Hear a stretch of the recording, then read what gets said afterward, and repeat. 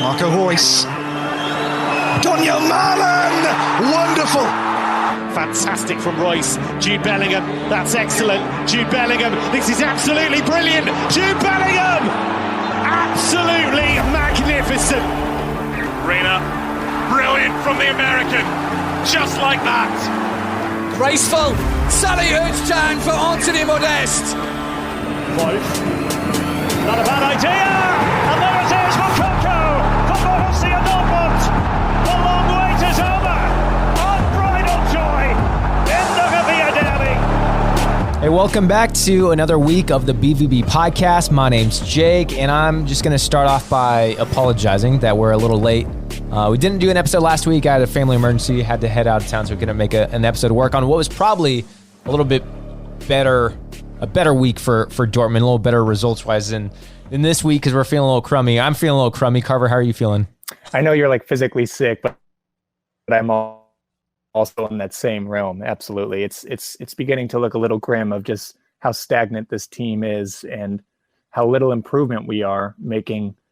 And us working really with just the issues we've been having for several years now. It looks like they're just not being addressed. So at least it's 80 and sunny here in St. Louis. Yeah, well, by crummy, I mean, I got a sore throat. I might have a mild cold, but by crummy, I meant from the Dortmund result. I didn't necessarily mean me being sick or not.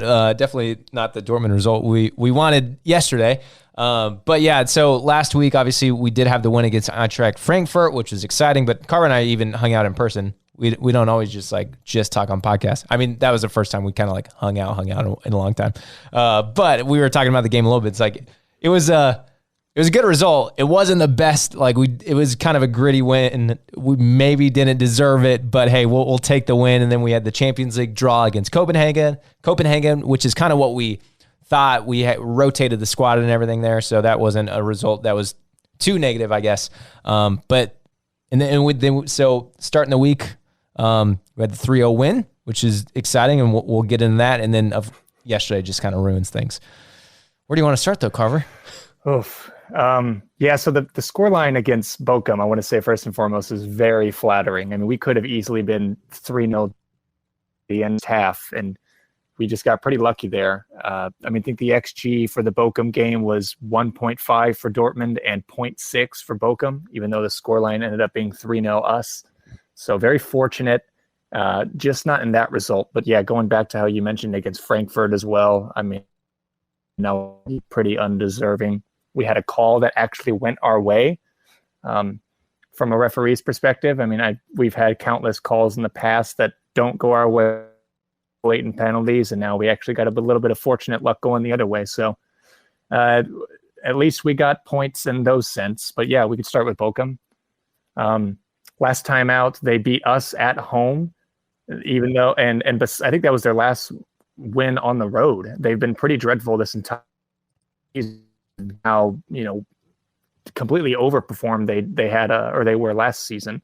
I mean, they were shattering all expectations, being a newly promoted club, and they got into the top 10 and finished, if I'm not wrong, in the table. So, this season, obviously, it's a lot different for them. They're looking pretty dreadful in defense at home, hoping for us to really pick up an easy win here. And a win it was, but easy, not so much. Yeah, and before I get into the lineup, I got to shout out the Brooklyn Borussia supporters group fan club in New York City, in Brooklyn. I was in New York over the weekend. As soon as I knew I was going to New York, I was like, I checked the Dortmund schedule to see what game was going on and if I could make that. I was there for a wedding, but I wanted to make sure if I could go watch the game with those guys. So I hit them up, which was really awesome. We got to know those guys kind of through the podcast, which is really cool to just make those kind of connections. So everyone who listens, thank you. It's really cool to be able to meet people in person and just meet fellow Dortmund people. That's what this is about, meet fellow Dortmund fans and supporters. That's what kind of why we started this podcast. So really cool to go hang with those guys. They have an awesome soccer bar tavern there in Brooklyn. So it was really fun watching the game with them. The whole time we were watching the game, and the result is going our way, and we score really early, and then we score a second goal. We're like, oh my God, we just expected to all show up and hang out, have a great time hanging out, but be really sad. It was funny that we just went into this meeting as it might be a sad time, but it was a great experience watching the game, getting the win and everything. So yeah, and we could carry a handful of few different individuals these past few games, and this one kind of falls on Moukoko. I mean, he continues to prove his class, especially with this game, and you can see firsthand with his first goal really in the opening minutes. I mean, again, him dropping deeper. You can see in his average position too, if you look at those apps and see how he drops deeper now, and he's learning to help with the build-up and still being able to finish the chances that he helped start, and as well as now to say great shots from range. So he's learning to take his space. He's learning to find space to run into and not just sit there and be stagnant. And he could also have a go as well, which is fantastic. Another addition to his arsenal, and he's really is just becoming the complete striker. And I don't think we would have been able to see this dramatic improvement in recent months if he wasn't really being able to be given the opportunities that he has been. So very happy in that sense. It's one of the positive I could think of, I guess, of Haller being out right now is, Moukoko being able to step up for the time being.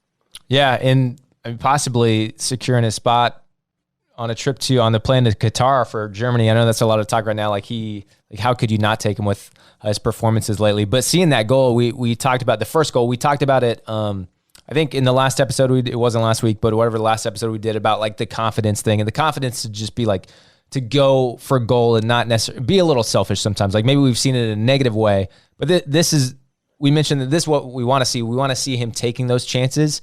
I know watching the highlights and the replay, like you just see Gio like screaming for the ball, which is like warranted because Moukoko's way outside the box. He like did extremely well to fight off that defender, and could have been an easy dish off to Gio, which probably didn't have like a great angle to shoot, but that's like a play you're looking for. So it's like warranted for Gio to be yelling for the ball. And then he takes that strike though. But that's what we want to see, because that's what's going to happen. If you take those opportunities, you take those chances, it's going to go in, and that's just going to build the confidence. Even if you miss them, like you're definitely going to miss a lot of those chances too, but you want to see the striker, that person like going for it and taking those chances, and it paid off. And I love the Gio reaction. He's like putting his arms up in the air, like, why aren't you passing? Why aren't you passing? And as soon as it goes in, he just like drops one hand and just like waves to him like, yep, good on you. So that was really awesome to see. Yeah, shot was really just sweet as a nut, man. Over the keeper and under the bar. I mean, their keeper didn't move. He was sit there glued to the floor almost, and just didn't know how to react. I think pretty much most people, right when that shot first came off Moukoko's foot, didn't think that was going to go in, and happily proved a lot of us wrong. I mean, it was a fantastic shot. And going back to what you mentioned a few minutes ago, absolutely, he deserves, at the very least, a very serious consideration to be called up for the men's national team for Germany. I mean, from what I've seen along German forums, I know you and I are more of a U.S. national team fan outside of Dortmund rather than German national. But I mean, a lot of people are saying that's what Germany's lacking right now is an actual goal scorer. On top of Timo Werner being ruled out for this World Cup, they're going to need someone up top for a focal point and attack, and Moukoko seems to be that man for the job at the moment. Yeah, so I mean, we'll see. Those should be coming out, which I got to say too, at the time of recording this, I mean, I think the USMNT roster should be dropping any second. I think there's something on ESPN literally as we're recording this, which I don't have pulled up. It's rolling out right now. So at the end of the episode, we'll run through that too. We didn't have that in our show notes to talk about, but we'll definitely run through that because we are going to do some USMNT coverage as the World Cup starts and as we are into a Dortmund break. But back to Dortmund back to Dortmund for just one for the episode. We'll run through the lineup versus Bochum because we had some guys back. We had some changes in here. We saw Kobel in goal. Obviously, Sule still playing that right back position. Hummels and Schlotterbeck in the middle. Guerrero was back in the lineup at left back. Bellingham and Özcan in the middle. Reina, Brandt, Malen, and Moukoko up top. As we stated, really exciting though seeing Royce finally back on the bench. And he did come on later in the game. And unfortunately, he did not last because he didn't play in the game the other day, or the Wolfsburg game. But yeah, what did you think of the lineup? Any thought? That's kind of what we expect, with the exception of like Guerrero being back, I guess. But any thoughts on the lineup? Yeah, it is exactly what you mentioned. I mean, just it is what you would expect. I think on paper, obviously it's fine, but on the pitch, we made things a hell of a lot more difficult than they needed to be this entire game. I mean, defensively, we were very wobbly. I already mentioned again that we could have been very easily much down 3-0 to Bochum in the first half. Just a lot of things that need to be shaped up still in the back. And all the criticism aside, I really do like Sule at right back right now. He's unironically our best right back, and also, not to jump too far ahead, but he was easily our best attacker against Wolfsburg as well. So, our best wide player and attacker right now is the center half. Yeah, we gave him a lot of praise last week, and it's definitely warranted because he's given us a lot going forward. Now, my only worry, and maybe I shouldn't be worried about him specifically, and I'm not worried about him specifically, but I think what it's doing to our back line, and I don't even know how to approach this question, or if it's a question, but just how I'm feeling, or it's just Dortmund overall, because this is what happens all the time. But I wish we were seeing a little more consistency with Hummels and Schlotterbeck together. We see really good signs. I feel like Schlotterbeck might be falling off a little bit. I don't know where this is coming from. But it just seemed like we were playing a little more consistently when our back line was changing and our two center halves were changing, was Hummels and Sule, or Hummels and Schlotterbeck. Seeing that rotation in there was working really well. And you think seeing this pairing work week after week, not work, but playing together week after week, we might see a little more consistency, but it seems like we're falling apart a little more than we were earlier in the season. And I'm not saying I don't want Sule to be at our right back position. I don't for depth reasons, but he's been producing and performing well out there.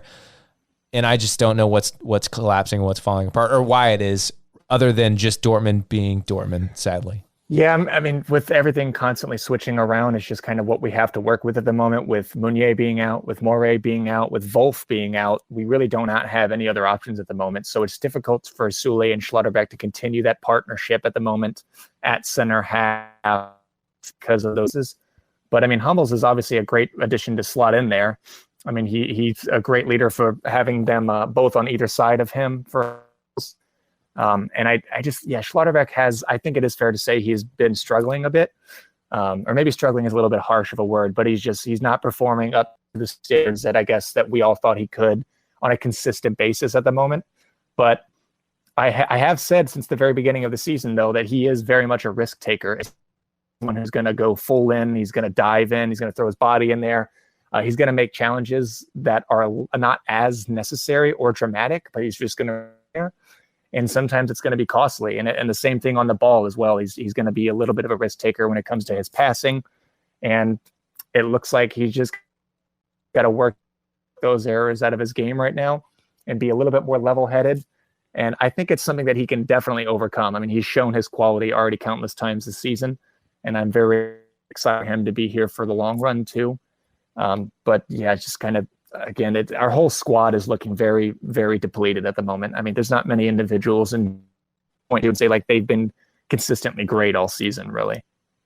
I guess Hummels and Kobel, but Jude has even had his spots where it just kind of, he had rough performances. So yeah, and I think in our midfield, it's definitely been missing a little bit, which is understandable. I know Jude's young, and yeah, he can run forever, but he definitely also needs a break and some time off. Especially with how much he's been carrying us. But even Özcan, in that Frankfurt game specifically, our midfield was just getting run through like it was nothing. Özcan was completely off. It seemed like Özcan was completely off, and I don't know if that was credit to Eintracht or just an off game for him, but it seems like Özcan has fallen off a little bit.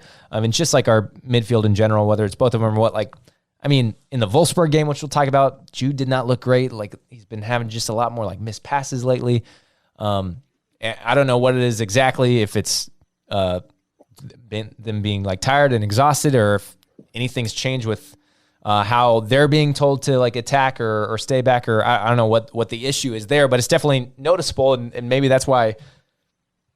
I can't even look at a consistent streak and point to something else because I don't know. It's but in this game, looking at this game though, the Bochum game, we had 6 shots total, 3 on target, which were our 3 goals. So yeah, like you said, the scoreline favored us, and it looked good, and the goals were exciting. The Moukoko one was exciting, and we saw some good glimpses here and there. But really, overall, it was not a great game for us, and they were still had moments to get in the game. Luckily, didn't. Luckily, we were able to keep the clean sheet and get the win. But yeah, looking at the stats and how the game actually played out, was not a great game for us.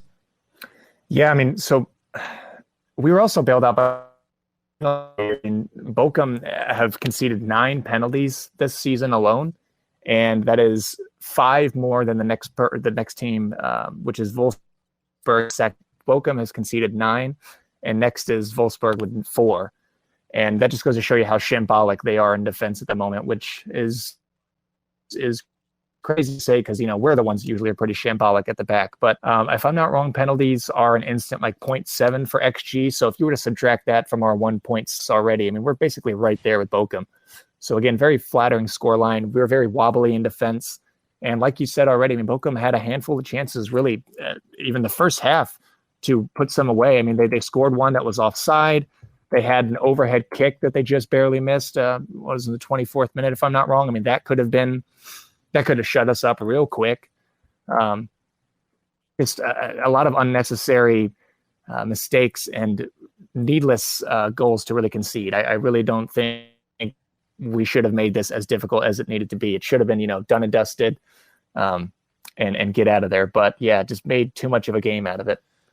Yeah, and even the goals specifically, like we said, those were the 3 shots on target. The goals were brilliance by Moukoko, doing really well to fight off the defender, and then getting the shot outside 18 that dipped perfectly to get in the goal. So it wasn't like a great teamwork, like it wasn't a great team building goal or anything like that. And then the penalty, obviously, which I will say, like, maybe we'll talk about it more against Wolfsburg, and maybe you have a different opinion, but I feel like Malen looked a little more dangerous in this game, in Wolfsburg game. Still hasn't got a goal or really produced anything, but I thought he looked slightly better. And he did get that penalty. Again, it was a penalty, but it was pretty soft. And it was a good turn on him, but like then the penalty. So that's our second goal. And then the last goal was like just a breakaway. I don't know if that, we were talking before we started recording, I don't know if that was technically an assist from Schlotterbeck, but he just on a clearance kicked it up the field. And it bounced off a Bochum player's leg and fell right to Moukoko, who chipped the keeper from way outside the 18. But it's not like we did brilliantly to create these goals. They were kind of like just nice little moments that happened, but not from a big old team perspective. Yeah, it was very fortunate for us to even have the opportunity to even have a shot on goal when their keeper was out. I mean, Reina missed the header and it bounced off Bochum's defender's calf, if I'm not wrong, when he was running backwards. So, I mean, take no credit away from Moukoko's finish. That was easily, 35, 40 yards out. It's with his weaker foot. He's a younger striker, and that takes a hell of a lot of composure to able to net that and, and still get. But that aside, like you mentioned again already, yeah, it's Moukoko's brilliance, and that's pretty much it. Relying on individual brilliance in general to get this result. Yeah, and I don't know if there's anything. And Bochum's shambolic defending. Yeah, we'll take the win. Like the Eintracht Frankfurt result, we'll take the win. Not great, but we'll take the win, and gave me a little more confidence heading into Wolfsburg. And unfortunately, that did not go our way at all. Do you want to jump into that one? Yeah, sure. Let's do it. About pretty much the same lineup, if I'm not wrong. We had Adeyemi come on for Brandt, and yeah, besides that, it was the same all around. Royce was out, still had like his ankle or whatever's been injured, like was not feeling great after that last game, unfortunately. Because we didn't touch on him at all, but he did come on in the 67th minute. He was able to sub on and get some minutes, which was good to see, but obviously it wasn't great for his health. So yeah, and I want to talk about Wolfsburg real quick as well. I mean, Kovac has really been finding some form with his new club. I mean, he knows his best starting 11. He sticks with it for the most part. We've beaten Wolfsburg 7 times in a row now, playing very well against them. But I feel like this is something a bit different from the Wolfsburg side now. They got a little bit of a confidence in them. They got a little bit of a pep in their step. And again, Kovac looks like he's really settling in pretty well. So. And we're away, of course. But I still felt we were going to go and get a result out of this one, too. I mean, I know I've been criticizing our ability or lack of ability to gain any sort of momentum this season, but I felt like the tides were kind of slowly turning on that. And I mean, from the opening minutes in this one, it was just way too easy for Wolfsburg to find space and play through us. I mean, at times it just kind of looked like a training session of just them going around us like we were cones. I mean, we were completely asleep in the back. Guerrero was left exposed consistently and didn't know what the hell to do. And we just could not find any sort of footing in the first 10 or so minutes.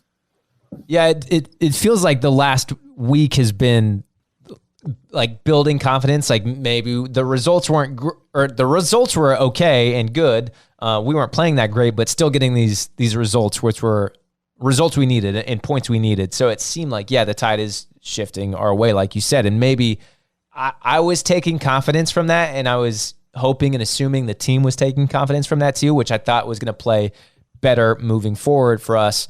And especially going into this game where maybe they would realize, hey, yeah, we haven't played great, but we got the results, but we know what we can do. We know we've seen this team perform way better than what we've seen over the last couple of games. So I thought this game we were going to be able to kick it on, kick it into gear and just run with it and get a good win and a good result on the road. Unfortunately, that happened, like you said, right off the bat.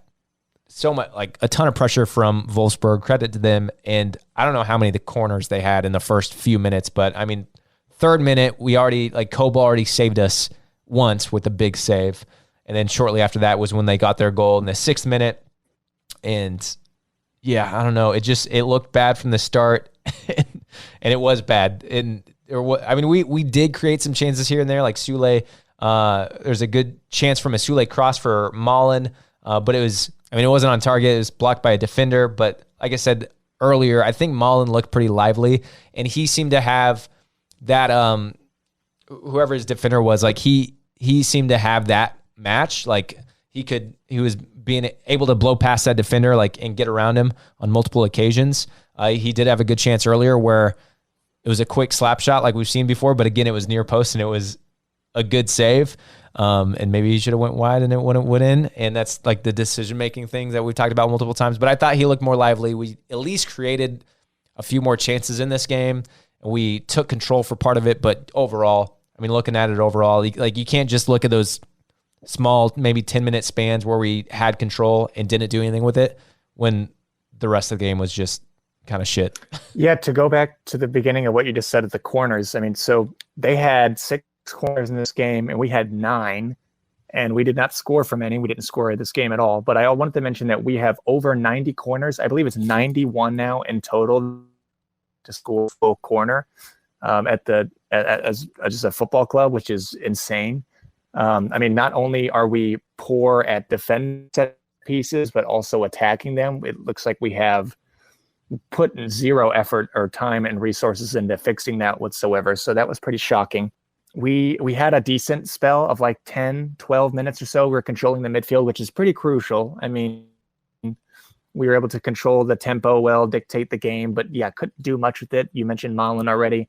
I mean, he was okay, but I mean, I think with Malen and like with now, it's just the bar is so low with him that, you know, we see him do like maybe 1 or 2 decent things a game. And that's pushing it. And that's not even like a goal contribution, but just like, hey, he can do something. And it's just kind of sad that like that's kind of the standard that we're setting for him. But just, yeah, outside of that, I mean, Wolfsburg capitalized on the chances of us having these individual mistakes. I mean, they had turnover after turnover. Don't get me wrong. I mean, both clubs were pretty poor in possession, but they were actually able to capitalize on those mistakes, unlike us. I mean, we had chances to put some away whenever Wolfsburg lost the ball in really dangerous areas, but I mean, Jude misplacing a pass, Adeyemi not doing much with the ball, or Malen not doing much with the ball, or just Castiles having a good save for Wolfsburg. And just after that, we kind of slowly stepped off the gas again and just fell asleep defensively. I mean, Terzic was looking aggravated and yelling on the sideline at like the 40th minute, like, wake the hell up, guys. Like, good Lord. And it just looked like the players weren't really up for the challenge. Yeah.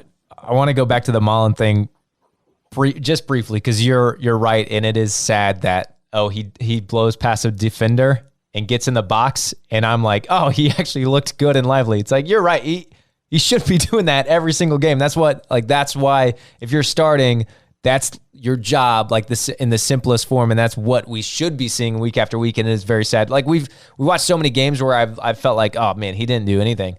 Like I forget that he's on the pitch, and it's terrible. And it is it's sad that, he got past his defender a couple times and was like, he looked good.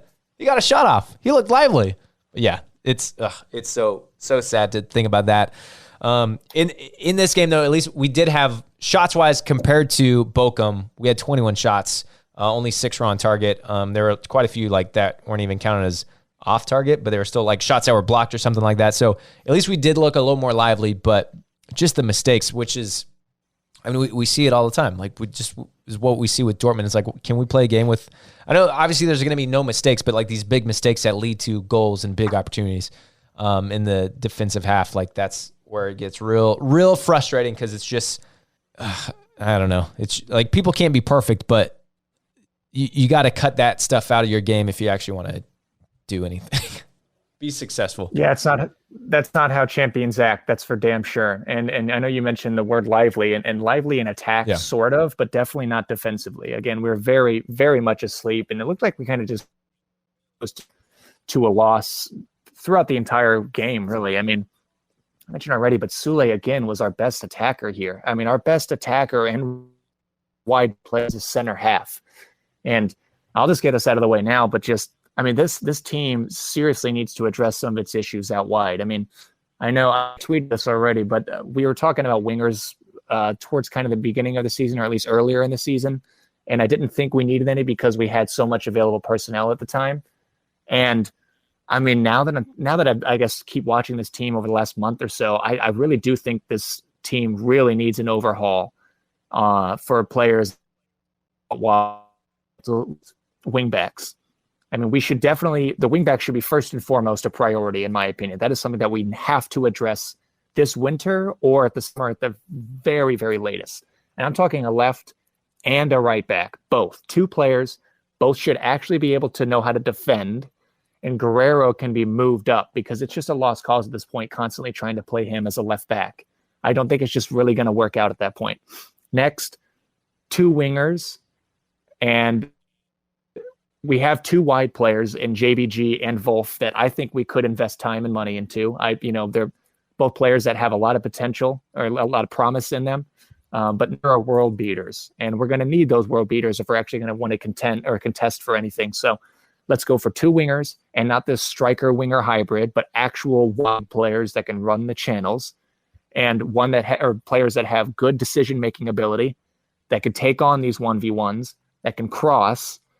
And I think that's going to help a good amount of our areas in defense and attack, because right now, again, Guerrero was left exposed. I mean, Sule can't do everything in defense and attack. He's only one. We're playing him at a position. We're playing a handful of players at a position, pretty much more than half of the starting lineup almost. So I think that's a problem that should be addressed and definitely can be addressed.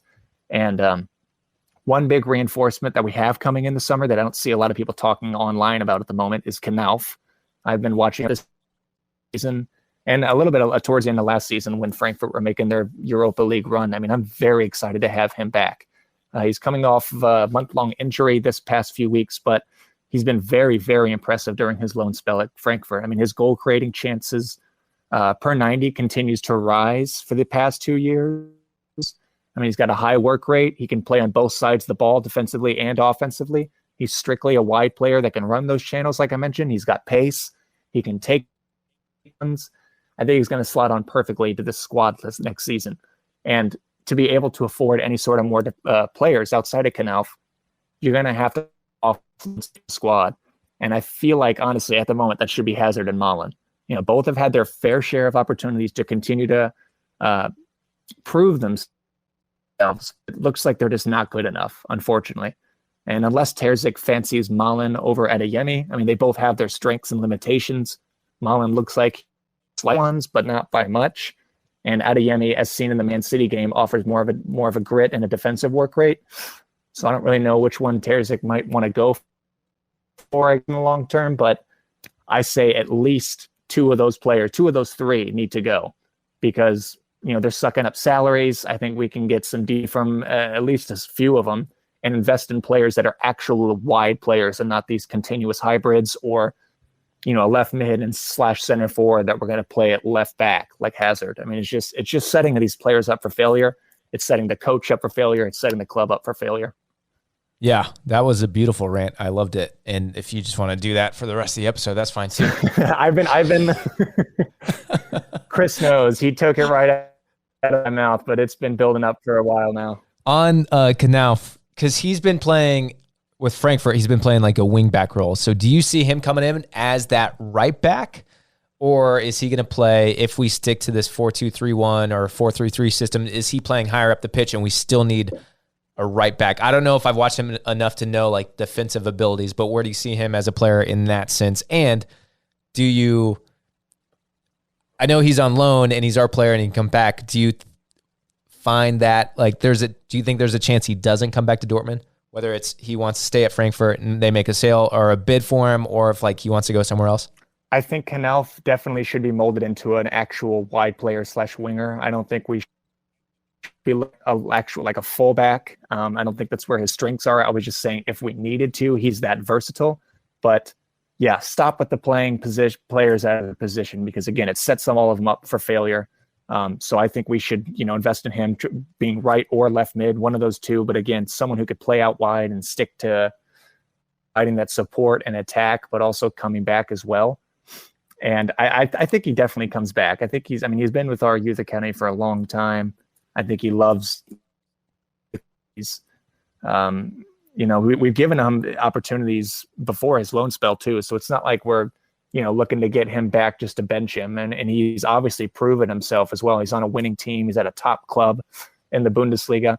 And he's also a Europa League champion at the moment as well. So, I'm very excited to have him back, and I think he's going to be crucial for this side. I really do. I think I would start him over Malen. I would start him over Hazard. I'd start him over Adeyemi at the moment. Yeah. If he, this has been like, I would say one of the, like a perfect loan spell for him and for what we need developed out of a player, like going and getting minutes and actually producing and like becoming a player, like a true Bundesliga starter. And now we need him. Like we need him. If we could take him back this winter, like that'd be great. But I think that there was talk over the summer too about taking him early. But if he can just continues to, do exactly what he's been doing, then it's going to be great for us. Him coming in next summer, where it's not like we're buying him or anything. He's already our player, so he can slot straight in depending on who else we buy. And then Adeyemi, I'd also like your shout for Adeyemi earlier. He's so young and it's his first year in the Bundesliga, so I think he can still develop into the player we need him to be. And I feel like we've seen more out of him so far this season than what we've seen from Malen over the last couple seasons. So as far as if you have to pick one, I'm definitely on the Adeyemi train too, over Malen, we just haven't seen enough. And then it's not even, we're getting into transfer. This is Carver and I catching up on the transfers that we never like to discuss too early, and now we're just jumping right into all of it because why not? But seriously, something needs to change. So, and it's been so frustrating, and I don't know. What are your thoughts on? So I know we've seen Brandt playing this more central role, which he's been playing so well, and I really like him in that role. And obviously, it's because Royce has been out. But we've talked about that position, I guess, that number 10 position, like Brandt and Reina can both play that, and we've seen good things, especially from Brandt recently. But that's another scenario where maybe we haven't been getting the best out of Brandt always, like the last few seasons, but he's been playing in this more wide role, and seeing him in this position now has been better. So I guess if, say, Royce comes back into this, what are your thoughts on Brandt in that wide position? Because I don't love it. I like this position where he's been at a little more. So where do you see that shifting with Royce hopefully coming back? We really don't know what's going on with him because we thought he was healthy and then went back out. But I guess Brandt and Reina, where do you see them in lineup and positioning? Brandt's played really anywhere on that front line for looks like his whole career, even back at Leverkusen as well. And I, for like a year or so under Favre and even Rosa, was very skeptical of playing Brandt out on the wings, but it looks like he can definitely do the job this season. He's putting in a lot more of that work rate and tracking back, which I think does a lot for the wide player. He's providing that support on both sides of the ball. And he's producing numbers as well. Goal contributions aside, I think he is putting up some good numbers for a variety of different aspects of his game. So I think the number 10 role might fit a little bit more for Reyna, but I mean, it's obviously, again, a good problem for a coach to have, for players like that to compete against each other where they want to play. But I think a focus, again, should be more wide players, so we're not constantly looking at midfielders that can play there, but we're kind of forcing them out there because we don't really know what else to do at the moment. And, going back to Wolfsburg, though, to get off that rant that I was going at for a minute, it's not just the lack of consistency from Malen or Adeyemi. It's this whole club. The word consistency has been the new word, or the new coin term, I guess, instead of mentality for Dortmund in the past few months, or even the past year or so. I mean, that quick 1-2 passing and those good link ups that you and I are always love to talk about, and we always love to see from the team, it just isn't there at the moment. Even in the games where we are winning, where we are controlling the game, where we are dictating the tempo, it's still tough for us to build these combinations and work with each other well on a consistent basis. And I think that's also very troublesome as well. And it's not an issue even between a handful of games. It's on a half by half basis. I mean, it's mid game. You're like, wow, wait, what? This is not the same team that was playing 15, 20 minutes ago. I think that comes down to recruitment. And again, poking players in roles that they don't normally play in, or they shouldn't be playing in. And that ties into with a lot of the problems that this club has. It's injuries, it's consistency, and it's recruitment at the moment. All right, it's okay if there's no real answer to this, but I like asking all the questions to you about stuff you might not be able to answer. But would you say this year compared to last year around this time, or just in general, how do you see, has there been any real improvement, or is it just Dortmund riding this roller coaster up and down year after year? Like, has there been any real improvement that you see? I honestly cannot say from an overall standpoint. No, I cannot say there has been much. There's been in individual levels. We've mentioned them already. Some of the players that do look like they're improving a lot compared to under Rosa. But as a team, you have the work rate that looks. It looks like the club really, or the players that want to work for each other a little bit more. But building any sort of consistency, building a team identity, building a squad that's capable of achieving greatness. No, I don't think so. I don't think it's improving much at all. It's very stagnant, which is sad. Yeah. I do want to point back to, I know over the summer, we talked about it even this year, like the signings we made look like good signings. And I'm not writing off Sule at all. I'm not writing off Schlotterbeck at all. I'm not writing off O'Shane. I think they've still produced, can you imagine our squad without them though? I think they have helped improve the squad, and we've seen some positivity as far as I think how the team works together, and like you said, work rate out of certain players, and it seems like it's a less toxic environment than what it was last year. We have players who want to play for Dortmund. Has everything clicked on the pitch? No, but I think you can also maybe relate that to, it is technically a new coach, reworking the system with a bunch of new players who came in. And there's going to be these growing pains. And when we as fans have been watching just kind of the same inconsistency year after year, it is frustrating. But I think there are some positive signs with the players we have brought in, with the types of signings we made. And I know we've hit on this before. It's definitely not as good as what we thought it would be and what we're hoping for. But I think I still see this year as a new project. And I think we have to remember it's the very beginning of this project. And if we're going to ride with this project with Terzic, and if we're going to keep making these signings for the different signings from maybe what we've seen in years past, I think hopefully there is going to be growth. We're not really seeing it right now, but I think you can point to some certain aspects and say there is difference and there is change. Yeah, and it's also a transition year for a handful of different things about the club. Obviously, sporting directors, Kale isn't brand new to the job, and I think he's done a good job of bringing in some good players. Obviously, he's done very well bringing in Sule on a free, and Sule is kind of starting to pick up form the minute around Schlotterbeck starts to look and dip in form. So it's just lack of consistency all around. But I worry that the board maybe, I don't know how patient they'll be come the second half of the season if we're still not getting the results that we need to even like make top 4 at this point. I mean, this after Gladbach, it is going to be crucial to have a solid 2-month break to really kind of regroup and just get our shit together, because we have a lot of problems to address this winter. And it starts with a fullback, in my opinion. Yeah, I guess, I mean, the top 4, that is the scary thing, because it's, I mean, credit to the Bundesliga, it's a lot more tight and it's a lot more exciting, but yeah, that makes it a lot more scary of the potential of not making the top 4. So obviously we need to see those results and get in there, and it's going to be interesting the second half of the year for sure. But I guess you want to preview Gladbach? Do you want to jump into that one before, or we're also going to get in Twitter questions. We got some USMNT stuff to talk, and then Champions League very briefly, but want to do Gladbach preview? Yeah. So Gladbach have won just 1 of their last 6. They recently just lost to Bochum. Also, Farke seems to be getting the best out of a few players, but the team as a whole looks like they've taken a bit. We're also away at this one, 2 away games in a row.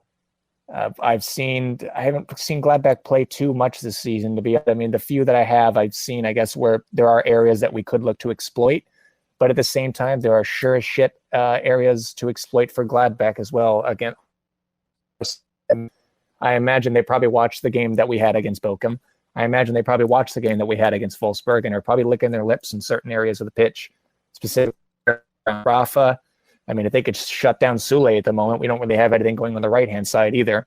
If Moukoko can't bring it on his day, we're very, very toothless up top with basically 2 Malins or 2 Adeyemis, whichever way you want to look at it. So, I mean, I'm hoping these next few days, Terzic is going to take a look at that and try to address what he can before this one.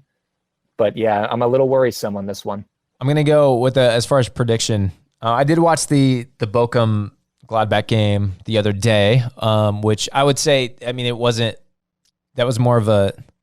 weird game. Like Bochum scored really early, and it's kind of, I know Gladbach's playing like a keeper who just made his Bundesliga game or debut in this last game, I think, like really young, kind of some keeper errors that led to the goal. So that was a weird game to watch because you almost didn't expect Bochum to win. I think it ended up being 2-1, and I haven't watched a lot of Gladbach, but I think, like you mentioned, there's definitely ways, like we've seen them perform earlier in the season. They were performing a lot better, really defensively sound. I was going to cop that. I was talking about Farke not being a great coach because just what I've seen in Premier League and the Championship over in England. But I would say he's come over and done decently over here.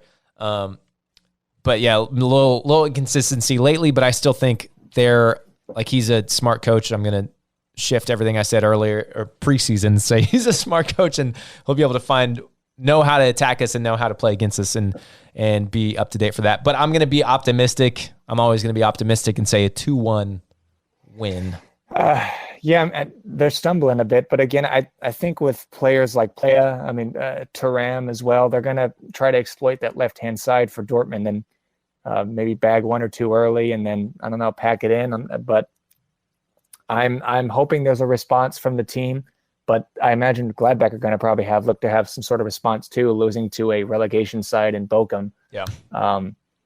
But I'm going to go with a 2-2 draw. And it's going to be a bit of a grim winter, end of the fall, I guess, too. And I don't know. We could just hope for the best of hitting the ground running come January. Yeah, so quick turnaround for that game. So I maybe should apologize ahead of time. By the time this episode's out, hopefully you had time to listen to this episode before the Gladbach game. But Friday, 2:30 Eastern time kickoff, and that is the final Bundesliga game before World Cup. So we will be back with another episode after that. But before we talk about all that, had some Twitter questions. A lot of people reached out with questions and thoughts, and I think we hopefully covered a lot of that throughout the episode. But the first one being from Eudes, said very inconsistent performance from BVB, only 1 draw, least draws in the entire league. We win big one game and lose badly on the next. What do you think is the root issue other than injuries? Which I kind of already addressed already, but it comes down to 3 big pillars for me. It's injuries, recruitment, and lack of consistency in the sense of playing players in the roles that they are not really the players that they are. I mean, playing strikers in the wing, playing as a striker, midfielders as fullbacks. You can go down the list. I think those three things are really going to spiral and turn into something ugly if we don't address it soon, because we've been ignoring the issues that are deep rooted into this club for several years now. And the club and the board just cannot continue to neglect and ignore. That's just not how. We're not talking about winning titles at this point. We're just talking about staying alive and being a serious club. Yeah. This wasn't part of the question. This is just me adding on, but do you think Terzic is any part of that? Which part? Which part of the three that I mentioned? I get like consistency, or I guess playing players out of position. Like, do you think he's doing that out of necessity, or do you think there's any part of this like is a lack on Terzic as like strategy or playing style or anything like that? Do you think he's to blame for any of it? I don't think Terzic really is to blame for this part. I mean, of course he has his faults, and there are things that he can have valid criticism for, but this is probably not one of those. I mean, he didn't buy Malen. He wasn't in charge whenever we were buying Adeyemi or even looking at Adeyemi. So he's just playing with the players that he has at the moment. I mean, besides that, there's a whole hospital list of 70 plus players you could go to not being available at the moment. So he's just kind of working with what he has. All right, next question is from Zaheen. He says, can you briefly explain how the transfer window works, like when it's open or closed, et cetera, et cetera? So obviously after the World Cup, January transfer opens, and do you want to, jump into that a little bit? Yeah, I think it's just, if I'm not wrong, it's just the whole month of January.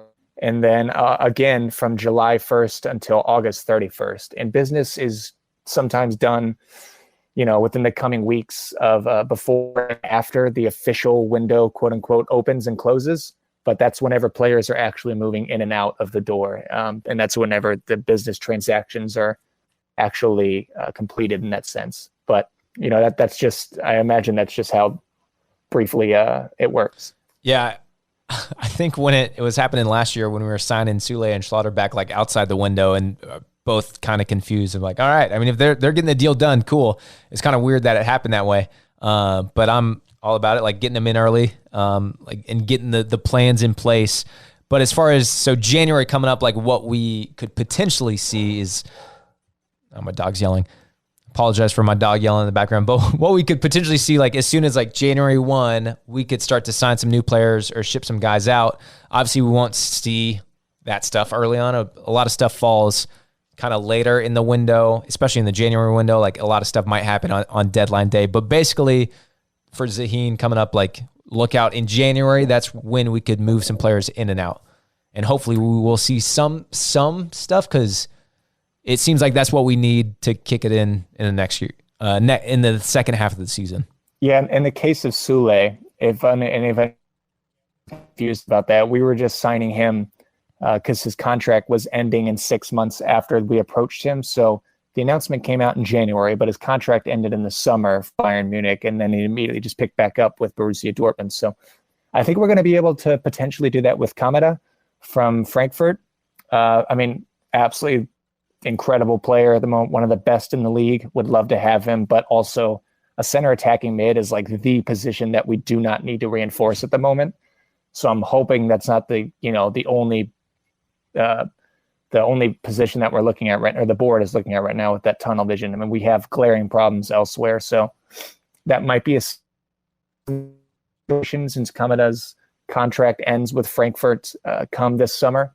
So I would maybe look out for an announcement for that come January, but that's kind of how it worked with Sule. Do you want to quickly touch on the Champions League U16 draw? Yeah, we could jump into Champions League. We drew Chelsea. First time we've ever been play against them. Graham Potter obviously is a new manager there after Tuchel.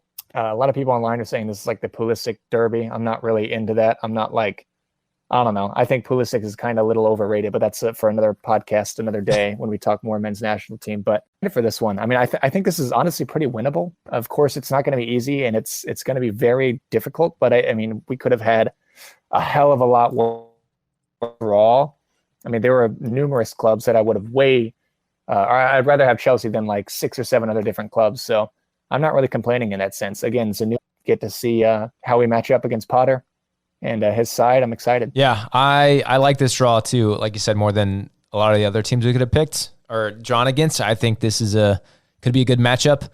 On the Pulisic thing, there's a chance he leaves in January. Like there's a very good chance he leaves Chelsea in January because he was trying to leave in the summer. It didn't quite work out. So he might be gone, especially if like World Cup coming might help his cases to get out. So there's a chance we might not even play Pulisic by the time that rolls around because the game isn't until, I don't have the exact date, but it's February. So we'll obviously talk about this game more as we get closer. We'll give like a legit preview, but we had that news of the 16 draw. So we want to put it out there.